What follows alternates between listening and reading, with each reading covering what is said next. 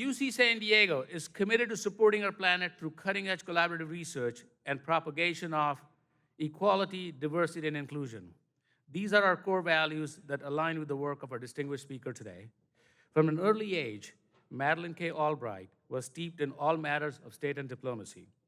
Born in Prague, her father was a Czech diplomat. The family fled their homeland when the Nazis invaded in 1939 and again fled after the communist coup in 1948. They migrated to the US and eventually settled in Denver, Colorado. Albright attended Wellesley College in Massachusetts on a full scholarship and majored in political science. While at Wellesley, she made the important decision to become a naturalized US citizen. And after college, Dr. Albright worked in the newspaper industry, married, had 3 children, and continued her studies. She eventually earned her master's, MA, and PhD degrees from Columbia University's Department of Public Law and Government. Dr. Albright received her career break in 1978. She was recruited to work in the West Wing of the White House as the National Security Council's congressional liaison. She then served a major foreign policy advisor, briefing vice presidential candidate Geraldine Ferraro in 1984 and presidential candidate Michael Dukakis in 1988. From 93 to 97, she served as a U.S. permanent representative to the United Nations and was a member of Bill Clinton's cabinet. And in 1997, she made history as the first woman to be named U.S. Secretary of State.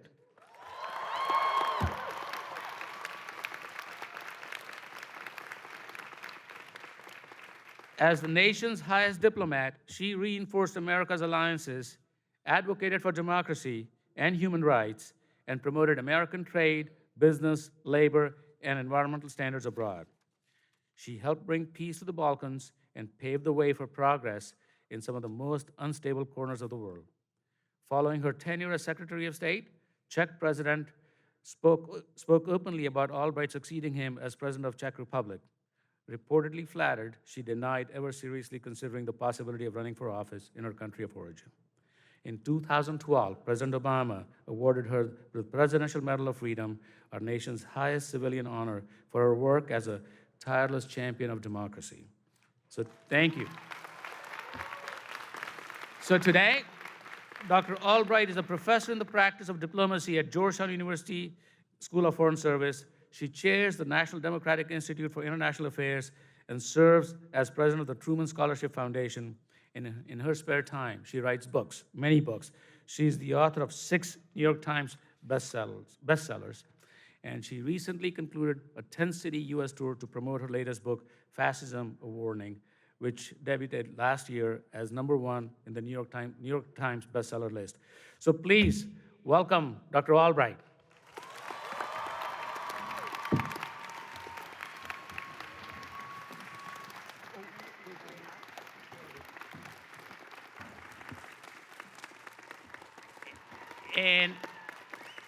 And it's my great honor now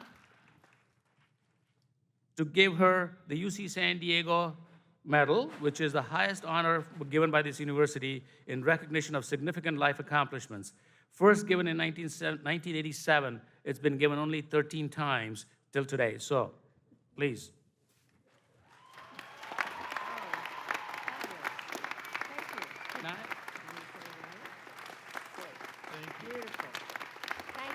Thank you. Absolutely.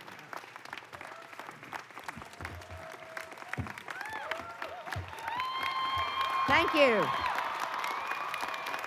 Thank you.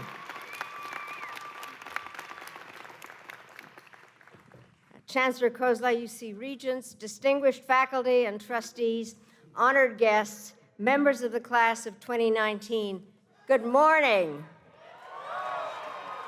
I want to begin by thanking you very much for the medal, which I will cherish, and thank you as well for inviting me to share with you this very exciting day. Even if I'm merely a warm-up act for your remarkable student speaker, Michaela Jules. It's not every day that I speak to such a large audience, or in a setting such as this. I actually feel as though I should have brought a guitar or a soccer ball.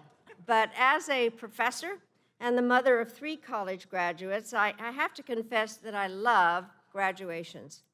It's a day for parents to marvel at just how short the interval is between diapers and diplomas. And for graduates, it's the payoff for all the exams, the hard work, and the late nights in that spaceship known as Gazelle Library. I know that many of you are experiencing mixed emotions, and for those who are sad to be leaving this beautiful campus, I would offer you this quote attributed to a beloved member of this community, your library's namesake, Dr. Seuss. And I quote, "Don't cry because it's over, smile because it's happened." This is a time to celebrate, for graduation is truly one of the 5 great milestones of life. The others being birth, death, marriage, and the day you finally pay off your student loans. I feel particularly privileged to participate in a commencement at this university, one of the most dynamic and fast-growing on the West Coast. You can now applaud.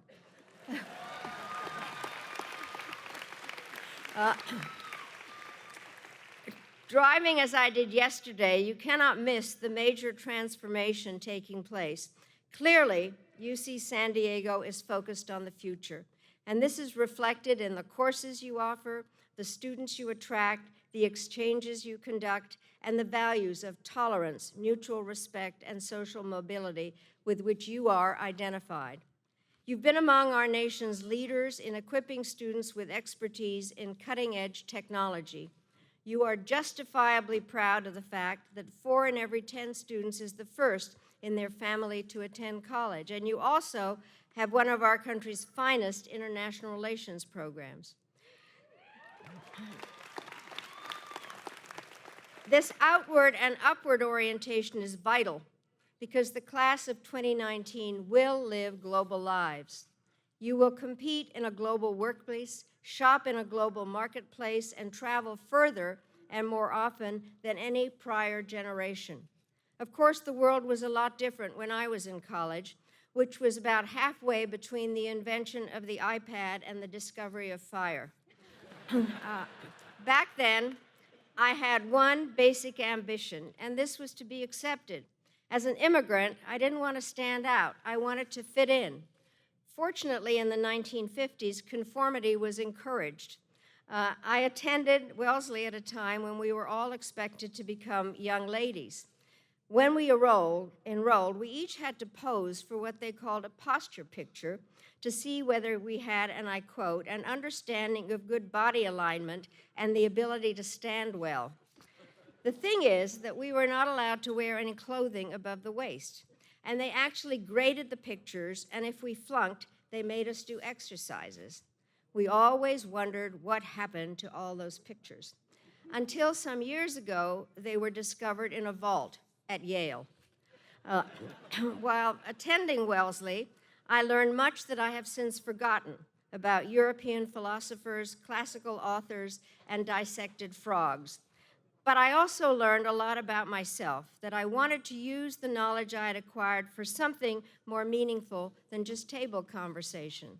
I wanted to test, not simply accept the limits and boundaries of the life I was preparing to lead.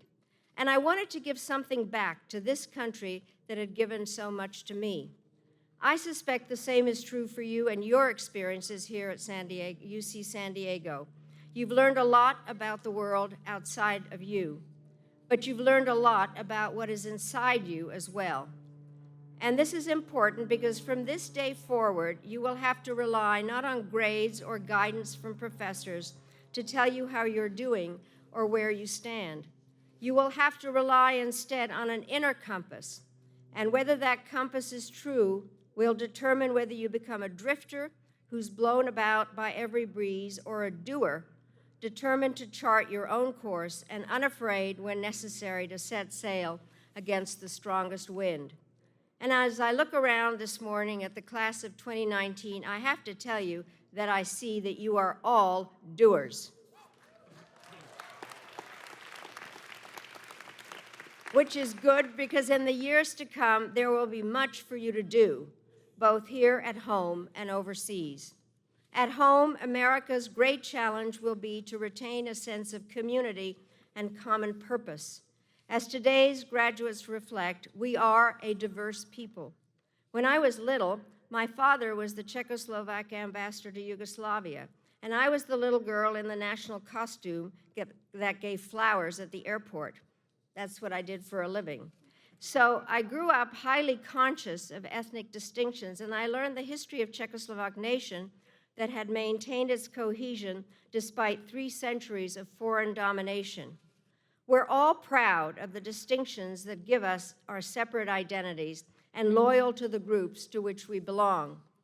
This kind of solidarity is a means of honoring ancestors and a way to inspire the young. It makes us feel less alone and helps us to find for ourselves a unique place in a crowd. But there's also a danger, because when pride in us curdles into hatred of them, the American tapestry unravels and the social fabric is torn. The result may be a shooting at a synagogue in Poway, only 20 miles from here, or attacks against members of the LGBT community at a nightclub in Orlando. It may be the surge in racism, Islamophobia, and xenophobia, or the near constant terror of shootings in American classrooms. We're blessed to live in a country whose very identity and purpose are wedded to respect for humanity. But sometimes we have to ask, after all the tragedies we've seen, after all the times and have said never again, what will it take for us to realize that however important the differences that distinguish us may be, they're nothing compared to that common humanity that binds us. And we are wedded to that respect and all who comprise it. And that's why this university's commitment to attracting and supporting students of all backgrounds, including military veterans and underrepresented minorities, should be commended always and often.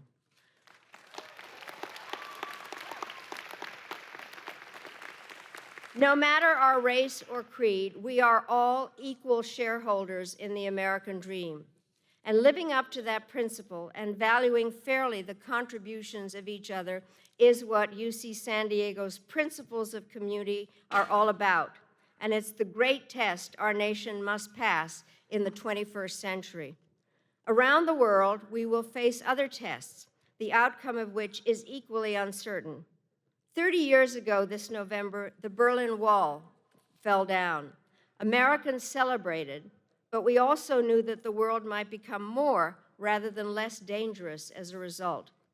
In the years that followed, that fear was validated by the revival of ethnic strife, the increased destructiveness of international terror, the spread of advanced weapons technology, and the emergence of leaders whose slogans echo the siren song of fascism.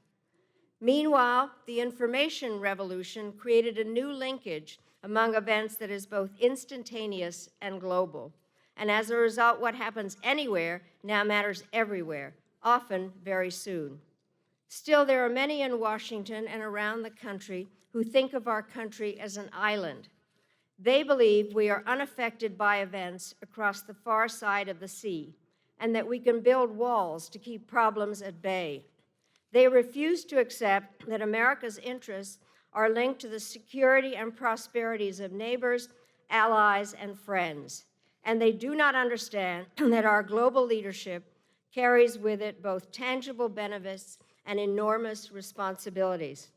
We have long passed the time in our history when we could count on the Atlantic and Pacific Oceans to guarantee our security, when we could protect our interests by maintaining a few key relationships, principally in Europe, and when we could safely take a reactive approach to most events in most places most of the time.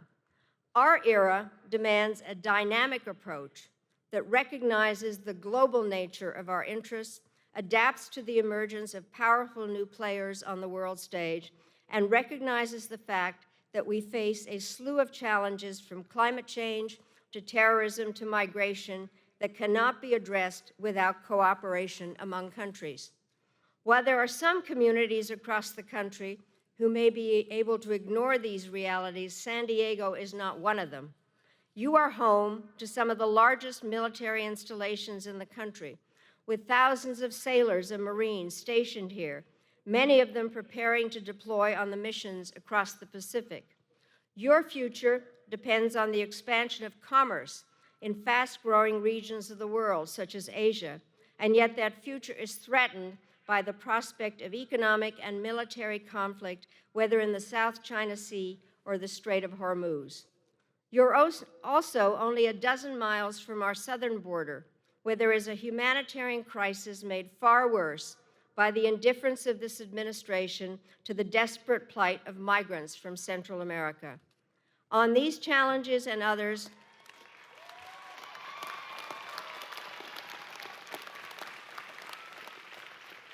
I am going to interrupt myself to do my immigrant moment, which is one of the things I love to do is to give naturalization certificates to new citizens.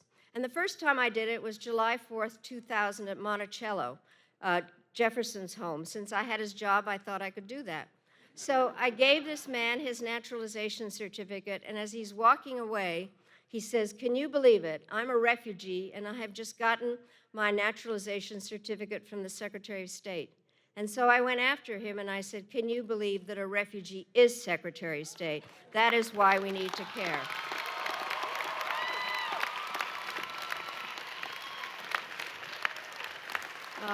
Thank you.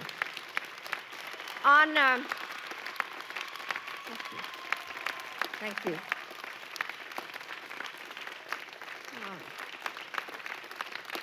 On these challenges and others, your generation faces a moment of choice. Will we treat foreign policy as a dog-eat-dog struggle in which no one gains except at another's cost? Or will we carry the banner for international cooperation? Will we honor the principles upon which our freedom is based, or will we try to seal ourselves off from the ailments of the world?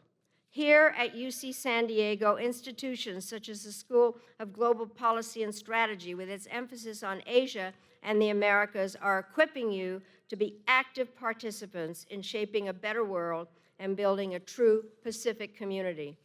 In that effort, no bilateral relationship will matter more than the one between the world's two largest economies, the United States and China.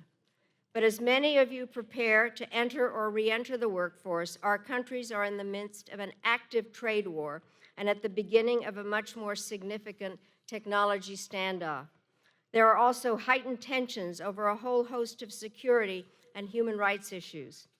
Having studied and worked on U.S.-China relations for more than 40 years, I am well aware of the complexities of this relationship and its evolution from constructive engagement to strategic competition.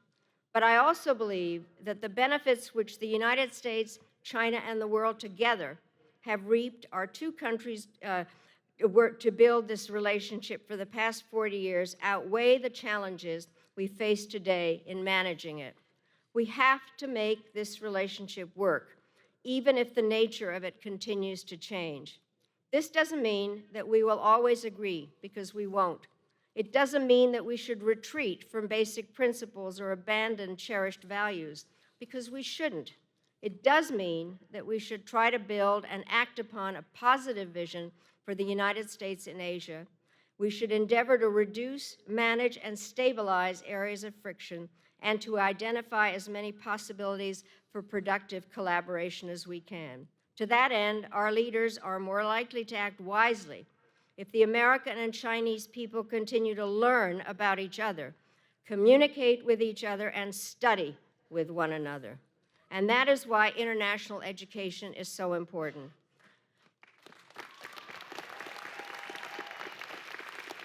And that's why I applaud UC San Diego for welcoming students from China and so many other countries to the United States, while encouraging its students to study abroad around the world.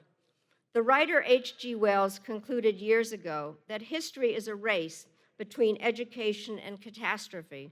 I would amend and say that history is a race between catastrophe and the right kind of education.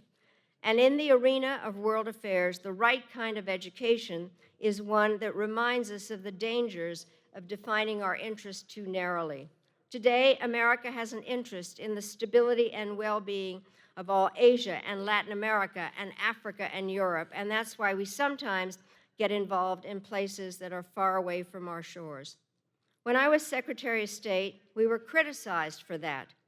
People would ask, why do you care about peace and democracy in places like East Timor and Haiti, Sierra Leone, and Mozambique? Aren't these countries too small and too poor to affect the United States? And after all, they don't have missiles that can attack us, or oil they can sell us, or markets that can enrich us. And I would say, you are asking the wrong questions. Earlier this week, I was honored to travel to Pristina, Kosovo, to commemorate the 20th anniversary of NATO's mission to halt ethnic cleansing there. I will never forget walking down the streets as thousands waved American flags and said, USA, USA, and shouted, God bless America. We had the opportunity 20 years ago to make a difference in Kosovo, and I'm proud that we did. And my only regret is that we did not do more earlier to stop the war in Bosnia and halt genocide in Rwanda. Today, America should be unafraid to exercise leadership and support of peace in defense of liberty and further justice. But we must at the same time realize that we can rarely succeed simply by going it alone. Americans don't like the word multilateralism. It has too many syllables and it ends in an ism. But it basically means that we work with others and that we work with those and heed our views and follow our lead. We have to listen to the concerns of others. We must listen to allies who ask us to engage with our adversaries through diplomacy rather than beating the drums of war. We must listen to scientists who say that climate change is real and a grave threat to our future. Those who believe that conservation is a national security imperative, not a four-letter word. And we must listen to those who argue that globalization should not lead to so many people feeling left behind. In my life, I have had the good fortune to travel almost everywhere. And I have found that there are essentially three categories of countries in the world. In the first, people work all day and still don't have enough to eat. In the second, families are able to scrape together just enough food to meet their basic needs. In the third category of countries, diet books are bestsellers. Confronted with this hard truth, some people simply shrug their shoulders and say it's too bad, but there isn't anything that anyone can do about it. I say such unfairness is intolerable, and we each have a responsibility to change it. There was a time